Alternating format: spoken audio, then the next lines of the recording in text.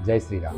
अश्वत्थामा बलिर्व्यासो हनुमांश्च विभीषणः कृपः परशुरामश्च सप्तैते चिरजीविनः सप्तैतान् संस्मरे नित्यं मार्कण्डेय तथाष्टमं जीवेद वर्षशतं साग्रम अपमृत्यु विवर्जितः। આપણા શાસ્ત્રોમાં ગ્રંથોમાં બતાવવામાં આવ્યું છે કે જ્યારે પણ બાળકનો જન્મદિવસ ત્યારે 8 ઋષિઓની પૂજા કરવાથી બાળક દીર્ઘાયુષી બને છે, તેને બલબુદ્ધિ અને વિદ્યાની પ્રાપ્તિ થાય છે। તો જ્યારે પણ આપણા દીકરા દીકરીના જન્મદિવસ આવતો હોય અથવા તો ઘરમાં કોઈ પણ વ્યક્તિનો જન્મદિવસ આવતો હોય તો આપણું શાસ્ત્ર આજ્ઞા કરે છે તો તે દિવસે આ 7 ઋષિઓની પૂજા કરવી જોઈએ, જેનાથી બાળક અથવા તો તે વ્યક્તિ દીર્ઘાયુષી બને છે। એમાં આ પૂજાનું નામ છે માર્કંડેય પૂજા। ભગવાન માર્કંડેય ભગવાન શિવની ભક્તિ દ્વારા અમરત્વને પ્રાપ્ત થયા અને જો પોતાના ઘરે સગવડ ન હોય તો કોઈ પણ શિવાલયમાં જઈ ભગવાન શિવજીનો રુદ્રાભિષેક પણ કરાવવાથી સારું ફળ પ્રાપ્ત થાય છે અને તેના જીવનમાં બળબુદ્ધિ અને વિદ્યાની પ્રાપ્તિ થાય છે।